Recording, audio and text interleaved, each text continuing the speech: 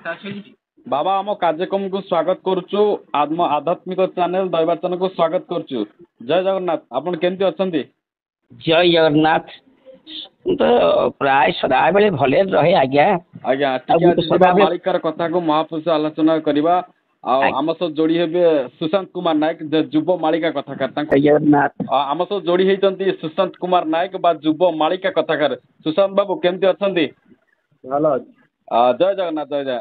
जे मालिका लेखा अनेक कथा घटना घटीगलानी जहाँकि महापुरुष लिखिथिले जो लेखा लिखिथिले लेखनी लिखिथिले 600 वर्ष ता वास्तवता कलिजुगे सा घटीगलानी जहाँकि भक्त भी कहले आम देखा आम युव सांबादिक विषय देखी अनेक महापुरुष को युव कहतु महापुरुष जहाँ लिखिं टिकिनिकी बुद्ध हो समस्ते कहले महापुरुष कथा ठीक जहाँकि पुणी आसला महामारी दुबार आसला महामारी ये महामारी नहीं अनेक घटना घटे वास्तव पुणी गोटे सत घटी आम जगतसिंहपुर अंचल सियाली बेलाभूर समुद्र पानी माड़ी माड़ी आसी किसी गाँव को विच्छिन्न हबार लगिलानी आ विषय महापुरुष जो समुद्र माड़ी आस विषय कौन उल्लेखन लिखिं फास्ट आम जा तपन बाबा कहते तपन बाबा आम कार्यक्रम को स्वागत कौन कहे विषय? जय जगन्नाथ समस्त प्रणाम।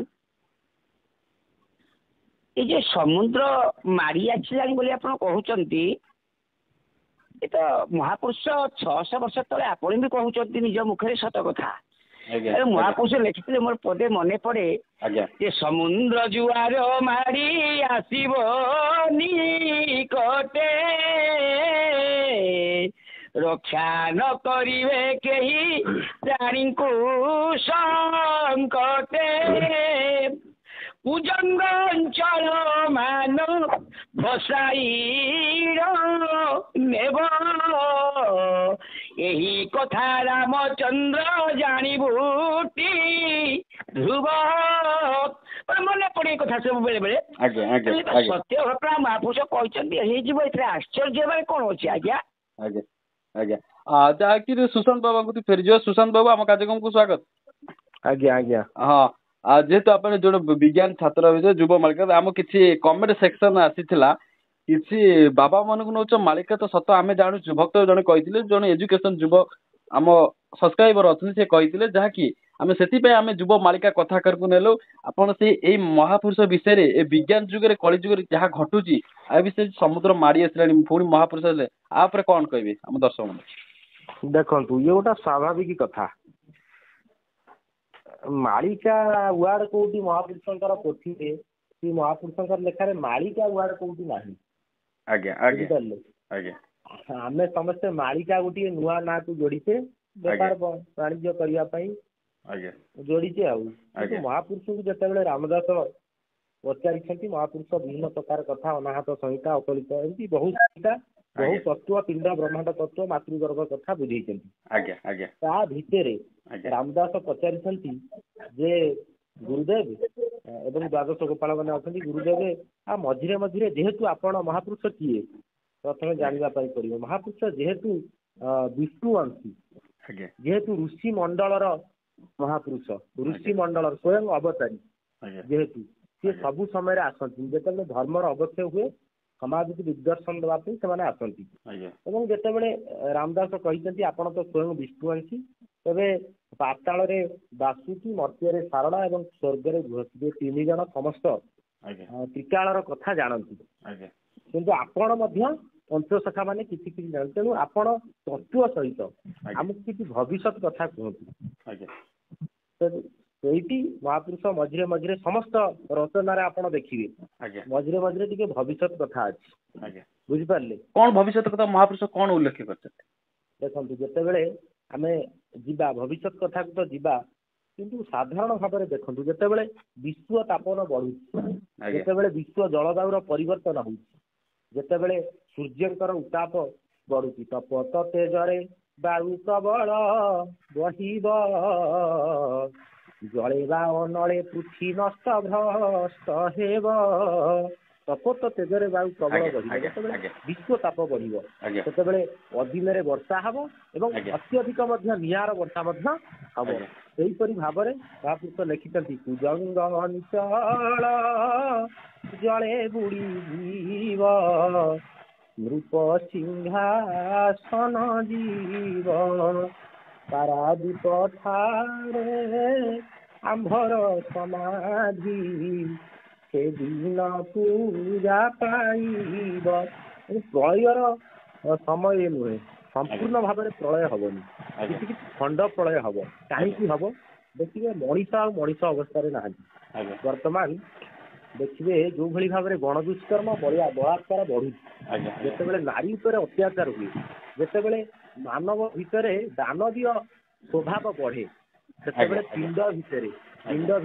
ପିଣ୍ଡଟା ଯେହେତୁ ପଞ୍ଚଭୂତରେ ଗଢା, ସେତେବେଳେ ପଞ୍ଚଭୂତରେ ଆମ ପିଣ୍ଡ ଭିତରେ ଅସାମଞ୍ଜସ୍ୟ ହେଇଯିବ 5 ତତ୍ତ୍ୱ ଭିତରେ। ସେତେବେଳେ କଣ ହବ ନା ପିଣ୍ଡ ଭିତରେ ବିଭିନ୍ନ ପ୍ରକାର ରୋଗ ଆକ୍ରମଣ କରିବ, ଯାହା ଦ୍ୱାରା ମଣିଷ ଅଳ୍ପାୟୁ ହେବେ, ଅଳ୍ପ ଦିନ ମରିବେ।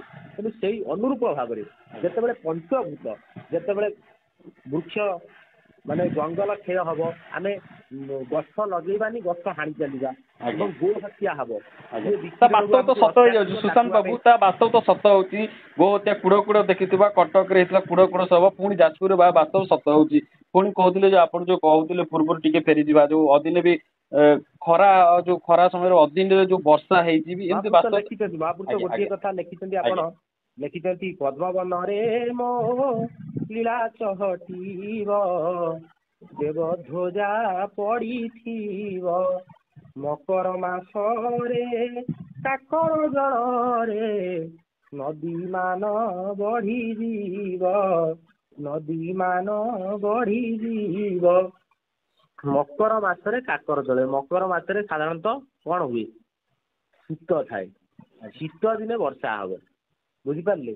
ତେଣୁ ଯେତେବେଳେ ଜଳବାୟୁର ପରିବର୍ତ୍ତନ ହେଇଯିବ, ଯେତେବେଳେ ଜଙ୍ଗଲ କ୍ଷୟ ହେଇଯିବ, ଯେତେବେଳେ ବର୍ଷା ଠିକ ଟାଇମରେ ହବନି, ଗୋ ହତ୍ୟା ବଢିବ। ଏବଂ ଆଉ ଗୋଟିଏ କଥା ମନେ ରଖନ୍ତୁ, ଯେତେବେଳେ ଶାସନ କଳରେ ମଧ୍ୟ ଅସାମଞ୍ଜସ୍ୟ ଦେଖାଯିବ, ଯୋଉମାନେ ଗଣତନ୍ତ୍ରରେ ଯୋଉମାନେ ଆମକୁ ଶାସନ କରିବେ, ଯୋଉମାନଙ୍କ ହାତରେ ଅଧିକାର ଦାୟିତ୍ୱ, ସେମାନେ ଭକ୍ଷକ ହେଇଯିବେ।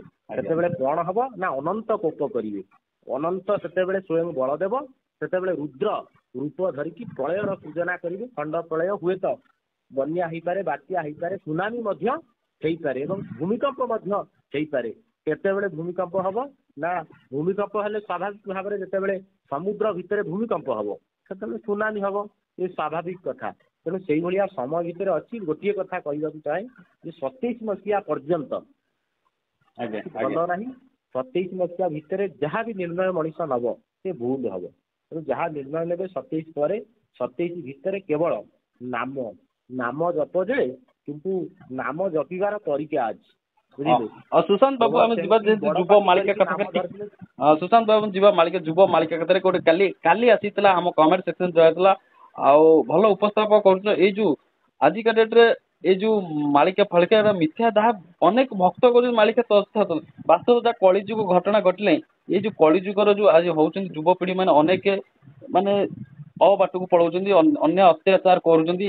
ଏହି ବିଷୟରେ ମହାପୁରୁଷ କିଛି ବି ଯାହା ଉଲ୍ଲେଖନ କରିଛନ୍ତି ଟିକେ ଆମ ଦର୍ଶକ ମାନଙ୍କୁ ଶୁଣନ୍ତୁ। ମାଳିକା, ମୁଁ କହିଲି ମାଳିକା ୱାର୍ଡ କିଛି ନାହିଁ। ମାଳିକା ୱାର୍ଡ ବୋଧେ ବାତ୍ୟା ପରେ ଯୋଉମାନଙ୍କ ପାଖରେ କିଛି କିଛି ପୋଥି ପାଇଲେ, ସେମାନେ ମନକୁ ମନ ମାଳିକା ୱାର୍ଡ ଟାକୁ ଯୋଡ଼ିଲେ। ଆପଣ ସବୁ ଲେଖା ପଢିପାରିବେ, ବୁଝିପାରିବେ ବହୁ ଜ୍ଞାନୀଙ୍କ ଠାରୁ। ମାଳିକା ୱାର୍ଡ ମହାପୁରୁଷଙ୍କ ଭାଷାରେ କୋଉଠି ନାହିଁ। ଭବିଷ୍ୟତ ଯେହେତୁ ତ୍ରିକାଳଦର୍ଶୀ ଥିଲେ, ତିନି କାଳର କଥାକୁ ଭବିଷ୍ୟତବାଣୀ କରିଛନ୍ତି। ମାଳିକା କିଛି ନାହିଁ, ବୁଝିପାରୁଛନ୍ତି? ତେଣୁ ଯୁବକଙ୍କର ଅବସ୍ଥା କଣ ହବ? ମହାପୁରୁଷ ଗୋଟା କଥା ଲେଖିଛନ୍ତି, ପ୍ରବଳ ପାପ ଘଟିବ ଜଗତ ମଧ୍ୟରେ, ଗୁରୁଜନଙ୍କୁ ପ୍ରହାର କରିବେ କୁମରେ, ଘଡଘଡି ସର୍ବେ ପୃଥ୍ୱୀ ହେବ କମ୍ପମାନ, ଦିବସରେ ମିଳୁଥିବ ତାରା ଦର୍ଶନ। ଆଉ ଗୋଟିଏ ପଟ୍ଟାବଡ଼ାନରେ ଶିଶୁ ଅନନ୍ତ ଲେଖିଲେ, ଗୀତା ଭାଗବତ ଅନାଦର ହବ, ସୁରାସୁରୀ କି ଚିନ୍ତିବେ, ବାପ ଥାଉ ପୁତ୍ର ନାଶ ହୋଇଯିବ, କେହି କାକୁ ନ ମାନିବେ। ଏ କଥା କେବଳ କହିଛନ୍ତି ଭବିଷ୍ୟତରେ ଏଇଆ ହବ ସେଇଆ। ଆମ କର୍ମ ଅନୁସାରେ କଣ ହବ? ଯେତେବେଳେ ଗୀତା ଭାଗବତର ଆଦର କମିଯିବ, ଗୀତା ଭାଗବତ ଆମକୁ ନିୟନ୍ତ୍ରଣରେ ରଖିବ। ଆମେ ପାଠ କଲେ ଆମେ ପ୍ରକୃତ ସୃଷ୍ଟିର ତତ୍ତ୍ୱକୁ ଜାଣିପାରିବା। ସୃଷ୍ଟି ତତ୍ତ୍ୱକୁ ଯେତେବେଳେ ମଣିଷ ଜାଣିବ, ଯୁବକ ଜାଣିବ, ସେତେବେଳେ ତା ସୀମା ଭିତରେ ରହିବ। କିନ୍ତୁ ଏସବୁ ଯେତେବେଳେ ନ ପଢିବ, ତାର ସୀମା ଅତିକ୍ରମ କରିବ। ଆଉ ପିତା ମାତାଙ୍କୁ ମାନିବେନି, ପୂଜ୍ୟ ପୂଜାର ବ୍ୟତିକ୍ରମ ହବ। ତେଣୁ ଗୀତା ଭାଗବତ ଅନାଦର ହବ। ସୁରା ମାନେ ମଦ, ସୁରୀ ମାନେ ବେଶ୍ୟା ନାରୀ। ସୁରା ସୁରୀକି ଯେତେବେଳେ ଚିନ୍ତନ କରିବେ, ସେତେବେଳେ କୁଳଧ୍ୱଂସର ପ୍ରକ୍ରିୟା ଆରମ୍ଭ ହବ। ସେତେବେଳେ ବାପ ଥିବ, ପୁତ୍ର ମରିବ, ଅଜା ଥିବ, ନାତି ମରିବ।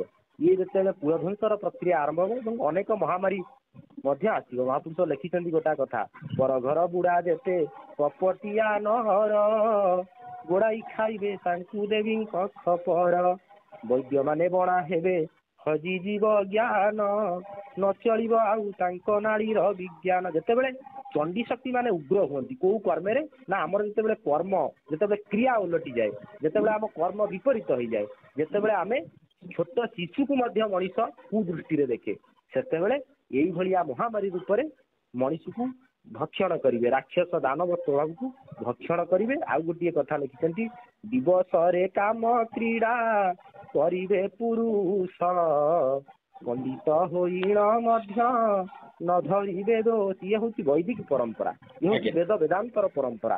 ଆମ ଶାସ୍ତ୍ରରେ ଦିବସରେ କାମ କ୍ରୀଡ଼ା ବର୍ଜନୀୟ, କିନ୍ତୁ ମଣିଷ ଦିବସରେ କାମ କ୍ରୀଡ଼ା ଯେତେବେଳେ କରିବ ସେତେବେଳେ ବୟସ ଥାଉ ବୁଢା ହବ ଏବଂ ବୟସ ଥାଉ ମରିବ, ଏବଂ ସେତେବେଳେ ବୟସ ଥାଉ ବିଭିନ୍ନ ପ୍ରକାର ରୋଗ ତା ଶରୀରକୁ ଆକ୍ରମଣ କରିବ। ତେଣୁ ସୂର୍ଯ୍ୟ ନାଡିରେ ଯୋଉ ଜିନିଷ ବର୍ଜନ ତାକୁ ମଣିଷ କରିବ, ଚନ୍ଦ୍ର ନାଡିରେ ଯୋଉ ଜିନିଷ ବର୍ଜନ ତାକୁ ମଣିଷ କରିବ। ସୂର୍ଯ୍ୟ ଚନ୍ଦ୍ର ନାଡି ଆପଣ ଯଶୋବନ୍ତଙ୍କର ଶିବ ସ୍ୱରଦୟ ବିଜ୍ଞାନର କଥା, ବିଜ୍ଞାନ ସହିତ ସବୁବେଳେ ଭବିଷ୍ୟତ କଥା ସମାନ।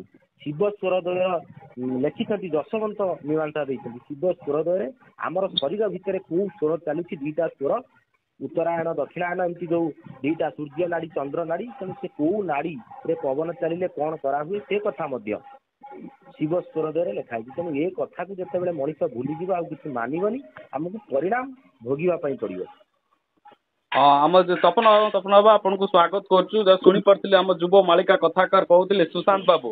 ତପନ ବାବା ଶୁଣିପାରୁଛନ୍ତି ଆମ କଥା? ହ୍ୟାଲୋ, ହଁ ଶୁଣିପାରୁଛନ୍ତି ଆମ କଥା? ଯେମିତି କହୁଥିଲେ ଆପଣ ପୂର୍ବରୁ କହୁଥିଲେ କୁଜଙ୍ଗ ଅଞ୍ଚଳ, ତ ବାସ୍ତବ ଯୋଉ ଭବିଷ୍ୟ କଥା ଲେଖା ହେଇଛି, ଏ ବାସ୍ତବ ଯୋଉ କୁଜଙ୍ଗ ଅଞ୍ଚଳ ସତରେ କଣ ଜଳମଗ୍ନ ହୋଇଯିବ? ଭକ୍ତ ବି କହିଲେଣି, କିଛି ମାନେ ଆଶ୍ଚର୍ଯ୍ୟ କୋକୁଆ ବହିଗଲେ ଆମର ଗଡ ବିଷ୍ଣୁପୁର ହଉ କିଛି ଓଲୋରା ଯୋଉ ସମୁଦ୍ର ଆଜି ଦେଖିବାକୁ ମିଳୁଛି, କିଛି ବାଟ ମାନେ ଭି ଟାୱାର ହେଇଥିଲା ପୁରା ଉତ୍ତରା ପର୍ଯ୍ୟନ୍ତ ଖସିଗଲା। ପୁରା ଏତେ ଆଶ୍ଚର୍ଯ୍ୟ, ଲୋକ ଆଲୋକପାତ ପୁରା ଆଶ୍ଚର୍ଯ୍ୟ ହେଇଗଲେ। କଣ କହିବା ଏ ବିଷୟରେ? ଯାହା କହିଲେ ସୁଶାନ୍ତ ବାବୁ ଠିକ କଥା କହିଲେ। ଆଜ୍ଞା କୁଜଙ୍ଗ ଅଞ୍ଚଳ ଭସାଇ ନେବ, ମୁଁ ତ କହୁଥିଲି ଖାଲି ଭସେଇ ଦେବନି, ଆପଣ ତଳମାଳ ବୁଡିବ, ପୁରା ତଳମାଳ ଆସେ ନୁହଁ କି, ଆପଣଙ୍କର କୁଜଙ୍ଗର ହିଁ ତଳି ଆରମ୍ଭ ହବ ଅର୍ଥାତ୍ କୁଜଙ୍ଗରେ ଚଣ୍ଡୀ ଅଛି। ମହାପୁରୁଷ ଲେଖିଛନ୍ତି, ଜାଣିଲେ କି, କୋନାକୋଳି ମଠ ଗୁପ୍ତ ଚଣ୍ଡୀ ରହି ଅଛି, ଛଚିନ୍ଦା ମୂଳରେ ଚମ୍ପା ନାଗ ଅଛି, ତୁ ଆଗେ କହିଲି ବାଛି ହଂସ ନାଥ ପାଖର, ଭୀମସେନ ରହିଛି ଗୁପ୍ତରରେ, ହଂସ ନାଥ ପାଖର। ଇଏ ଚକଡା ମୁଡାନରେ ଅଛି ଆପଣଙ୍କର। କୁଜଙ୍ଗ ଯୋଉଠି ଭସେଇବ ସେଠି ଚଣ୍ଡୀ ଏକ ଅଛନ୍ତି, ସେ ପୂର୍ବ ମାନଙ୍କର ଚଣ୍ଡୀ ଅଛନ୍ତି, ମାଳିକା ବର୍ଣ୍ଣିତ। ତେଣୁ ସେ ଚଣ୍ଡୀ ଆପଣ କହିଲେ ସବୁ ଭାସିଯିବ, ସବୁ ମରିଯିବେ। କିଏ ମରିଯିବ? କିଏ ମରୁଛି ଆପଣ ଭାବୁଛନ୍ତି? ଯୋଉମାନେ ପ୍ରକୃତ ଭକ୍ତ, ଯୋଉମାନେ ପ୍ରଭୁଙ୍କ ନାମକୁ ନଉଛନ୍ତି ସଦା ଦୈନିକ, ସେମାନଙ୍କର କିଛି ବି ହେବନି। କିନ୍ତୁ ସେମାନେ ଅନେକ ଲୋକ କହୁଛନ୍ତି ଆମେ ଭକ୍ତ, ଆମେ ମାଳିକା ଭକ୍ତ, ଲୁଗାପଡା ପିନ୍ଧେଇ ବୁଲୁଛନ୍ତି ଆମେ ଭକ୍ତ। ନାଇଁ ଆଜ୍ଞା, ସେମାନେ ସବୁ ଭକ୍ତ ନୁହନ୍ତି। ଭକ୍ତ ଯିଏ ତାଙ୍କୁ ପରୀକ୍ଷା ହବ ନା, ଆଉ ବ୍ରହ୍ମ ଏକାକ୍ଷର ପରୀକ୍ଷାଟି ସାର, ସିଦ୍ଧ ସାରଦା କରିବେ, ରତ୍ନବଟ ମୂଳେ ପରୀକ୍ଷା ଦେଲେଟି, ଯୋବରା ଘାଟୁ ତରିବେ, ଏହା ରାମରେ ତୋତେ ଦେଲି ବତାଇ, ଦିନ ଗଣୁଥିବୁ ରାମ ତୁହିରେ, ଏହା ଦେଲି ବତାଇ। ମୋର କହିବା ଅର୍ଥ ହେଲା, ଯୋଉ କୁଜଙ୍ଗ ଗଡ଼ କହିଲେନି ଆପଣଙ୍କ ସୁଶାନ୍ତ ବାବୁ କହିଲେ, କୁଜଙ୍ଗ ଗଡ଼ ଭାସିଯିବ। କୁଜଙ୍ଗ ଗଡ଼ ସିନା ଭାସିବ, କିନ୍ତୁ ମା ଭାସିବେନି। କୁଜଙ୍ଗ ଗଡ଼ରେ କୋନାକୋଳି ଗଛ ଅଛି,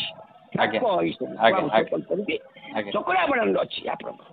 ତେଣୁ ସେଇ କୋନାକୋଳି ଗଛ ମୂଳରେ ବା କାନକୋଳି ଗଛ ଯାକୁ କହୁଛନ୍ତି, ମହାପୁରୁଷ କୋନାକୋଳି କହୁଛନ୍ତି, କାନକୋଳି ଗଛ ମୂଳରେ ଦେବୀ ଅଛନ୍ତି ବା ଚଣ୍ଡୀ ଅଛନ୍ତି। ସେଇ ଯେତେବେଳେ ଜଳ ମାଡ଼ି ଆସିବ, ପୂର୍ବ ଦିଗରୁ ଜଳଟା ମାଡ଼ି ଆସିବ, ସମୁଦ୍ର ଜୁଆର ମାଡ଼ି ଆସିବ, ସେଇ ସମୟରେ ମା ଆବିର୍ଭୂତ ହେବେ। ମା ଆବିର୍ଭୂତ ହୋଇ ମା ଝଙ୍କଡ଼ ବାସି ଶାଳା ତାକୁ ପରୀକ୍ଷା କରିବେ। ଆଜ୍ଞା ଆଜ୍ଞା। ତେଣୁ ବିରଜା ମଧ୍ୟ ପହଞ୍ଚିବେ। ସେ କହିଛନ୍ତି ବିରଜାଇ ପଚାରିବେ ଜଣ ଜଣ କରି ରାମ, ଜଣ ଜଣ କରି, ଯେ କହିପାରିବ ମନ୍ତ୍ର ରାଜ ଏକାକ୍ଷରୀ ରାମ, ରାଜ ଏକାକ୍ଷରୀ। ବିରଜାଇ ପଚାରିବେ ଜଣ ଜଣ କରି, ସେଇ ଲୋକମାନେ ହିଁ ଠାବ ପାଇବେ, ଅନ୍ୟମାନେ ଠାବ ପାଇବେ। ଗୀତ ଅଛି ଅନେକ କଥା ତେଣୁ ଏଇଟା ସତ୍ୟ ଆଜ୍ଞା। ଆଜ୍ଞା ଠିକ। ଜୟ ଜଗନ୍ନାଥ, ଜୟ ଜଗନ୍ନାଥ। ବହୁତ ବହୁତ ବହୁତ ବହୁତ ଧନ୍ୟବାଦ, ଯାହାକି ଆମ କାର୍ଯ୍ୟକ୍ରମକୁ ଫୋନ୍ ଲାଇଭ କାର୍ଯ୍ୟକ୍ରମକୁ ବହୁତ ବହୁତ ସମୟ ଦେଇଥିଲେ, ଯାହାକି ଦର୍ଶକ ମାନଙ୍କ ସୁପାର ଉପରେ। ଦର୍ଶକ ବନ୍ଧୁ, ଭିଡ଼ିଓଟି ଯଦି ଭଲ ଲାଗୁଛି ତେବେ ଲାଇକ୍ ସେୟାର କମେଣ୍ଟ କରନ୍ତୁ। ଆମ ଆଧ୍ୟାତ୍ମିକ ଚ୍ୟାନେଲ ଦୈବଚନାକୁ ଯଦି ପ୍ରଥମ ଥର ଦେଖୁଥାନ୍ତି ତେବେ ସବସ୍କ୍ରାଇବ୍ କରିବାକୁ ଭୁଲନ୍ତୁ ନାହିଁ। ଜୟ ଜଗନ୍ନାଥ।